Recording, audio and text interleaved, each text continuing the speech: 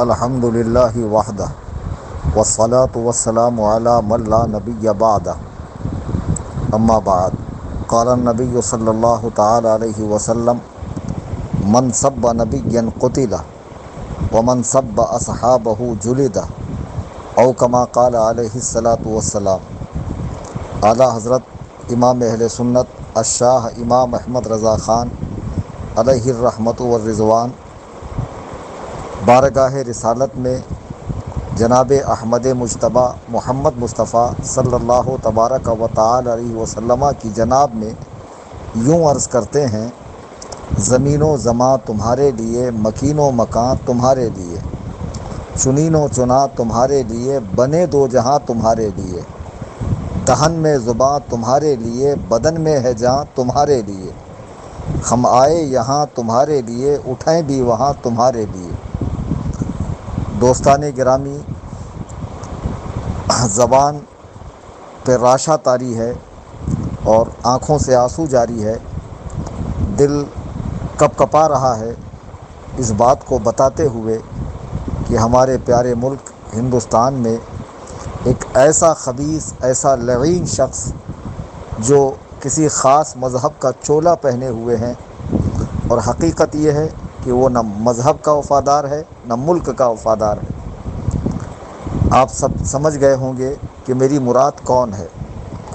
حالیہ دنوں میں ایک مسلمان بچہ جس مندر میں پانی پینے گیا، اس مندر کا مہنت جس کا نام یتی نرسنگھا نند سرسوتی ہے، اب یہ نرسنگھا ہے، بارہ سنگھا ہے یا خر سنگھا ہے۔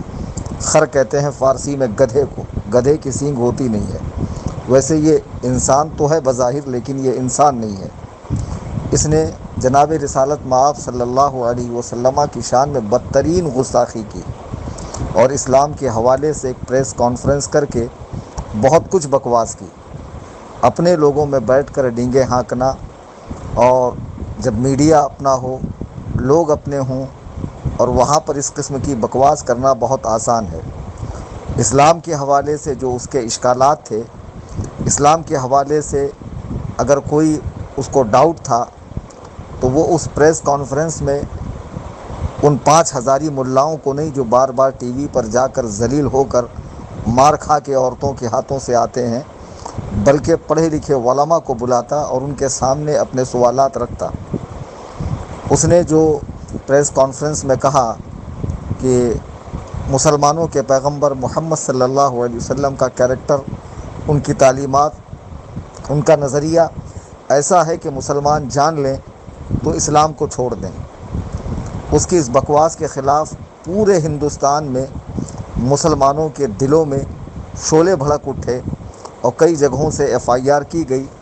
بعض جگہوں سے نااہل پولیس والوں نے ایف آئی آر لینے سے انکار کیا تو لوگوں نے آن لائن اپنے غم و غصے کا اظہار کیا۔ بعض جگہوں پر لوگوں نے پوسٹر لگائے اس طرح کے کہ گستاخ نبی کی ایک سزا سرطن سے جدا، سرطن سے جدا۔ ان نوجوانوں کو میں یہ مشورہ دینا چاہوں گا کہ یہ جو جملہ ہے گستاخ نبی کی ایک سزا سرطن سے جدا، سرطن سے جدا، اس کے حق و صحیح ہونے میں کوئی شک نہیں ہے، لیکن اس کا نفاذ، اس کو نافذ کرنے والے، اس پر عمل کرنے کی جو شرائط ہے وہ یہاں مفقود ہے۔ ہمیں احسن طریقے سے قانونی سہارا لے کر اپنے غم و غصے کا اظہار کرنا چاہیے، اور اس سے بڑھ کر یہ کہ جب اس نے مسلمانوں کو اس طرح للکارا ہے تو قوم مسلم کا ہر نوجوان یہ عہد کر لے کہ میں مرتے دم تک قرآن و سنت کی تعلیمات کا سختی سے پابند رہوں گا، اپنی صورت کو مومن صورت بناؤں گا، اپنے افعال و کردار میں سنت کی پیروی کروں گا، زندگی کے ہر راستے پر، ہر موڑ پر قدم بقدم میں مصطفیٰ کریم صلی اللہ علیہ وسلم کی تعلیمات کے مطابق اپنی زندگی گزاروں گا۔ یقیناً بہت برا محسوس ہو رہا ہے جب اس نے یہ الفاظ کہے، اسلام کو ٹارگیٹ کیا، اور ایسا نہیں ہے کہ پڑھے لکھے ہندوؤں نے اس کا رد نہیں کیا۔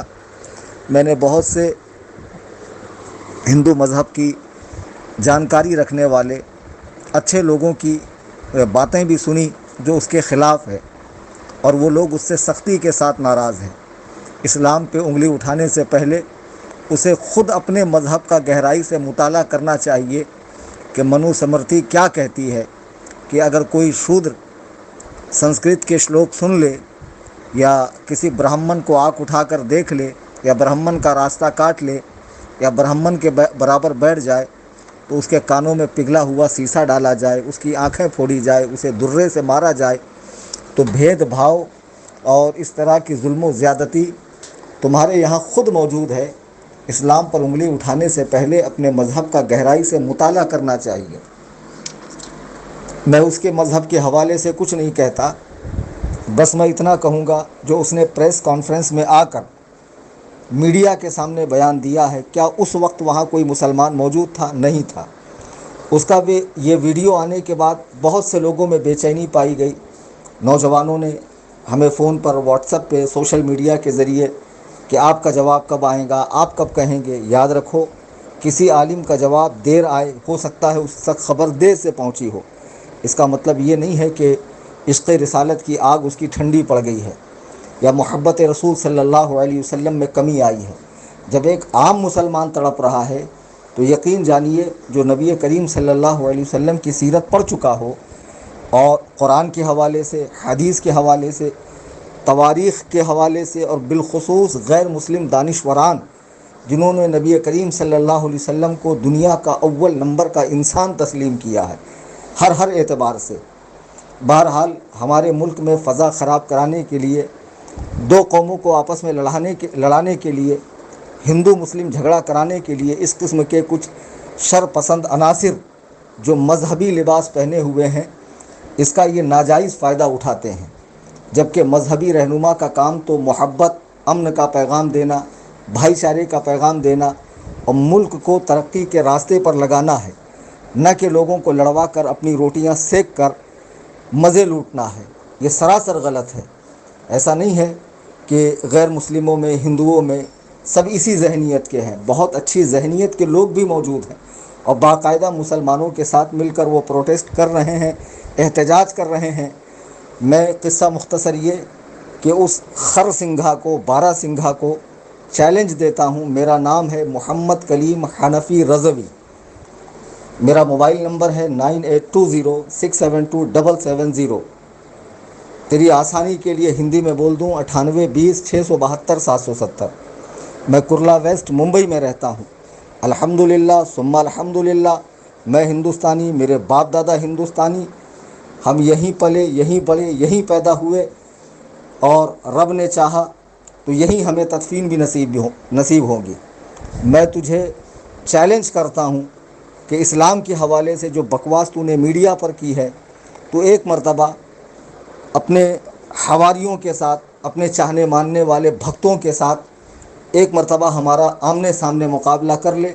قرآن پر جو تیرے اشکالات ہیں، اعتراضات ہیں، تجھ سے پہلے بھی بہت لوگ اٹھے۔ پنڈت دیانند سرسوتی نے قرآن کے حوالے سے تقلید کی، قرآن کو قرآن سے غلط ٹھہرایا اور تقریباً 115 آیات کا انکار کیا۔ حالیہ دنوں میں ایک ملعون رافضی خبیث وسیم رضوی نے بھی اس طرح کی خبیث حرکت کی۔ اعلیٰ حضرت امام اہل سنت کے زمانے میں بھی آریہ دھرم پرچار نام کی ایک کتاب لکھی گئی جس میں اسلام کو ٹارگیٹ کیا گیا۔ اعلیٰ حضرت نے اسی کتاب کا رد اسی کتاب کے نام سے آگے بس حرف بڑھا دیا، یعنی آریہ دھرم پہ 4 حرف، اور خوب زبردست رد کیا۔ علماء نے ہمیشہ فتنہ ارتداد کا اور اسلام پر اٹھنے والے اعتراضات کا دندان شکن جواب دیا ہے۔ افسوس یہ ہے کہ آج ہمارا نوجوان طبقہ جو کالجز، یونیورسٹیز سے اور ایجوکیشن سے جڑا ہوا ہے دنیاوی، وہ اسلام سے دور ہوتا جا رہا ہے اور ایسے لوگوں کا بآسانی شکار ہوتے جا رہے ہیں۔ روزانہ خبروں میں دیکھنے ملتا ہے کہ فلاں مسلم لڑکی نے فلاں ہندو لڑکے کے ساتھ شادی کر لی اور یہ ہوا وہ ہوا، مساجد میں اذانیں بند کرا دی گئی، نمازیں بند کرا دی گئی، بہت سارا ظلم ہمارے ساتھ ہو رہا ہے اور ہم برداشت کر رہے ہیں۔ بابری مسجد کی شہادت ہوئی، اس کی جگہ مندر کا فیصلہ آیا۔ آپ پوری ہندوستان کی تاریخ چھان کر دیکھیے، کہیں بھی مسلمانوں نے توڑ پھوڑ نہیں کیا، کہیں بھی مسلمانوں نے بسوں کو نہیں جلایا، ٹرینوں کو نہیں روکا، سڑکوں کو جام نہیں کیا، کھیتوں کو برباد نہیں کیا، لوگوں پہ حملہ نہیں کیا۔ اس سے زیادہ صبر والی قوم تم کہاں دکھا سکتے ہو؟ تم کہتے ہو مسلمانوں کے مذہب میں لکھا ہے مارو کاٹو اور اپنے مذہب کو آگے بڑھاؤ۔ 750 سال مسلمانوں نے حکومت کی، اگر اسی طرح مارا کاٹا جاتا تو آج 100 کروڑ ہندو موجود ہوتے؟ نہیں ہوتے۔ تمہارے اعداد و شمار کے مطابق ہندوستان میں 100 کروڑ ہندو ہے اور 25 کروڑ مسلمان۔ 750 سال حکومت کرنے کے بعد ہم 25 کروڑ ہیں، آپ 100 کروڑ ہیں۔ تو یہ حکومت ایسی ہی نہیں کی گئی ہے، یہ حکومت دلوں پر کی گئی ہے۔ اور الحمدللہ آج بھی مسلمان جس ملک میں بھی رہتا ہے اپنے ملک کا وفادار ہوتا ہے، وہاں کے آئین کی پاسداری کرتا ہے اور ملک میں امن کی فضا بحال کرنے کی ہر ممکن کوشش کرتا ہے۔ لیکن یہ خرسنگھا جیسے چند لوگ اٹھتے ہیں اور دو لوگوں کو لڑاتے ہیں، جبکہ ملک میں کرونا ہے، جگہ جگہ لاک ڈاؤن ہے، لوگ بے روزگاری سے جوجھ رہے ہیں، لوگ پریشان ہیں، معیشت بگڑ رہی ہے، جی ڈی پی گر رہی ہے، ملک کا روپیہ نیچے آ رہا ہے۔